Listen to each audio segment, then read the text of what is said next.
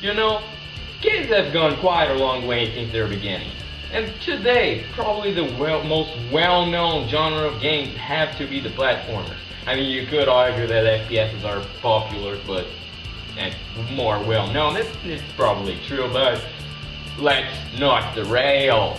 Platformers have been going on since the beginning. They've been going on for quite a while. There are many types of platformers out there. There are 2D platformers, 2.5D, 3D, non-dimensional, dimensional. I don't even know. There's so many different types that it makes my head spin. But a running trend that's been going on lately are the impossible games. Mostly of them are platformers, and you probably know quite a few of them that I'm gonna be mentioning on this video. Take the NES for example. There were quite a few hard games on that console, and most of the games that you were to see on that console are platformers or have some type of platforming formula on the game. I mean, they could be action-adventure, but they had platforming. If you see what I'm getting at, the NES seems like a prime console for platforms to be made. And at the time, it was quite true. I mean, at any console you could do that. But the NES in special was quite popular with platformers.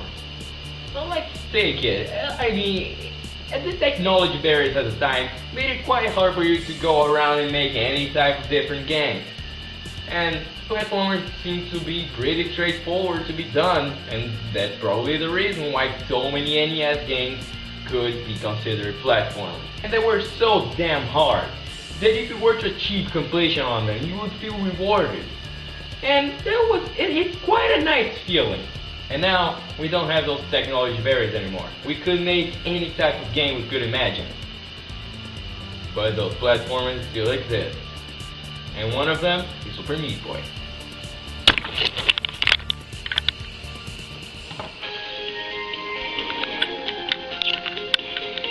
And it's fucking hard!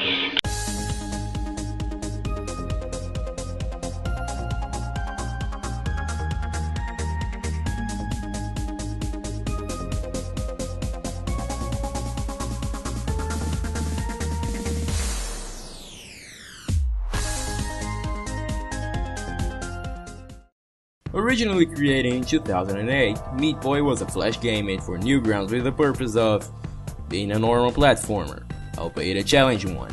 It succeeded well with that, with some crude humor and witty jokes that you can see as being an Adam McMillan game. It got a lot of attention from players all around the world, and it spread itself quite heavily around the internet, being a huge hit. With this success, Edmund got together with Tommy Refenes to make Super Meat Boy, a standalone platformer based on the original Meat Boy.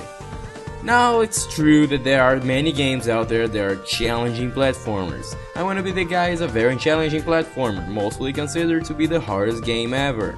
But that is mostly because it's not quite fair. What do I mean with this? Think for a sec. A game like I Wanna Be the Guy is a game that would throw anything at you and expect you to react quickly enough to avoid it. Which would be, most of the times, basically FUCK! On Super Meat Boy, on the other hand, isn't based off on fairness. It doesn't actually throw random things at you without you actually knowing what's it all about. It implements things in a game and then later tests your abilities to deal with such assets that have been introduced earlier. We are now in a completely different situation. It's not something random, it's something that follows a certain rule that was applied to that object and you are supposed to have knowledge of how that would act on yourself. I mean, you're playing fucking I Wanna Be the Guy, you're going around happy as a squirrel with his nut thinking what you're gonna eat for dinner. Spoiler alert, it's probably the nut. And then all of a sudden an apple falls from a tree and nearly kills you. Your heart skips a beat. You realize what just happened, and thanks heavens for not being dead. The story to Super Meat Boy is really simple and is actually told to you before the game even starts. There's you, Meat Boy, your girlfriend, Bandage Girl, and the evil villain, Dr. FETUS. It all goes like this. Meat Boy loves Bandage Girl, and Bandage Girl loves Meat Boy. Dr. FETUS hates you and everyone, and beats you up and kidnaps Bandage Girl. And now you have to save her. That is pretty much everything you get. It's as original as making puns with balls and whatnot, but hey, if this game really depended solely on the story, it would have been a bomb. And I'm not entirely sure that I have Derek Styles around here to be able to disarm this. Not to mention that out of all the things that could have possibly been made of, you're made of meat.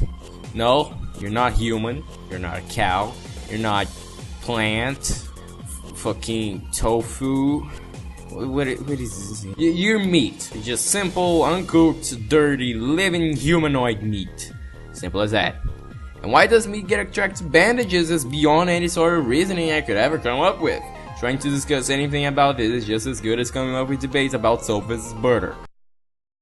In the game, there are a total number of 8 worlds, and each of them has a nice little introduction that is a reference to a classic video game from older consoles, which is really a nice touch and has all that feeling of this being much very like those games. Each world will have 20 levels in the light world and 20 levels in the dark world, and a boss that needs to be beaten to proceed to the next chapter. It's also possible to notice that there are 20 bandages to be collected in each world. That's the completionist aspect of this game. Getting the bandages will unlock secret characters that you wouldn't otherwise be able to play as in the game, and those can be used in levels if you're feeling like it's being too hard to beat them all as only being Meat Boy. But to fulfill the other completionist aspect of this game, that is getting 8+ in all levels, you need to be Meat Boy to beat the time challenge of the level, adding even more challenging to the game and an actual train of thought of how you could possibly improve your performance on a certain level, while also adding some level of replay to this game. And to talk a little bit more about the Dark World levels, they're basically all optional to be done. Actually, they're all optional to be done except for some of the last level. You get what I mean! Although they're half the fun of the game and they're not really necessary to be done if you're looking to just beat the game. But rest assured that those are gonna be a real challenge because they are a lot harder than any live world level you could think of. And mostly what they consist of is doing the same level only with more death traps. Or even playing it backwards. It adds even another layer of strategy to the game to think about your moves before actually putting them in action. Each world also has warp zones in it, and there are alternate levels that also make tiny cool references to other old games or even other indie games of recent times. Not to mention that there are also character warp zones where you can unlock characters like Commander Video from Bit Trip Runner and the kid from I Wanna Be the Guy. Wow, speaking of I Wanna Be the Guy. Which can make for some pretty entertaining levels. Or the worst nightmare in your life. Why you do this to me? The bosses are pretty easy. They're basically just some type of switch off from the actual levels and work more as a transition instead of an actual challenge by themselves. But apart from all this, the game has one of the best controls you could ever ask for in a high precision platforming game. Basically, the main reason you die in this game is because you didn't control your character well enough. Other reasons also being not knowing the level layout very well and some minor glitches that may happen here or there. But apart from that, glitches are not really common in the game, which makes for a pretty fair and accurate response for any actions you might choose. It's actually something funny because if you played the Flash game beforehand and was actually good at it, well, forget it. You might just get so used to the controls of Super Meat Boy that if you're going back to the Flash game, you're gonna feel like your fingers are entangling around the keyboard in a mating call of some sort, and gross. But for a game that has well over 320 levels, you'd think that it would get annoying dying so much in one level and having to see everything having to be done over again, right? In a way, yeah, but the game loads so fast between deaths that it takes you directly back into the action without any delay, and the music is composed once again by Danny Baranowski. That managed to get some of the most sketchiest, fucking forget it. You see how much I love the music this guy makes. Oh, I love it. Grant Bernowski, you're a good guy. You make good games, songs. As for how the difficulty goes, I could probably make a chart for you like this. It starts at about here, and it goes a little like this, goes up a little bit more, and then holy shit! Yeah, it's pretty much like that. An exponential function of mathematics on a chart, so whatever. Logarithms affects all your numbers? I don't fucking... It's a really challenging game, yes. It also shows all your previous attempts before actually being able to complete the level in a replay that is shown when you actually beat the level. And it's one of the coolest things to see all your other tries dying away while only one of them is successful.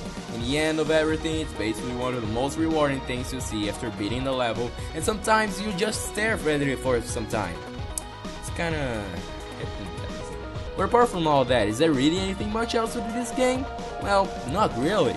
The best you could possibly do with this game is complete it 100% and be proud of their stats. When you're done with that, you could try the levels with different characters and try to collect achievements that are the hardest fucking thing to be gotten ever! Really, what a sadistic idea to make achievements of no death runs in our worlds. Just cruel. Super Meat Boy is one of the best platformers there are out there. You can find them on the PC, on the Xbox 360, whatever.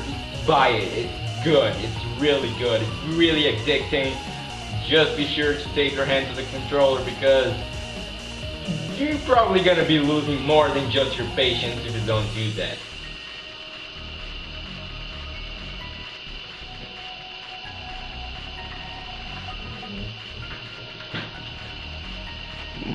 By the way, the video's over, okay? Yeah.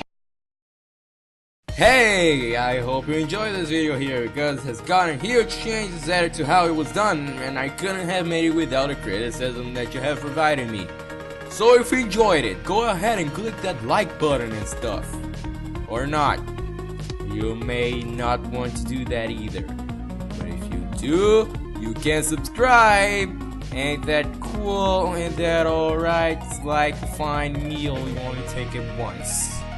So, go ahead and check my other reviews over here about this completely underground game called Kid Mystic and perhaps Binding of Isaac. Give that one a try too. It's pretty good. And there's also something about good. Look, I made a cow joke the other time. I hope you didn't really mind it. It's a cow. And what does the cow even have in place in this video? Well, maybe Easter eggs for foreshadowing. A game about cows. No, I don't. With your permission now, I shall leave you to decide.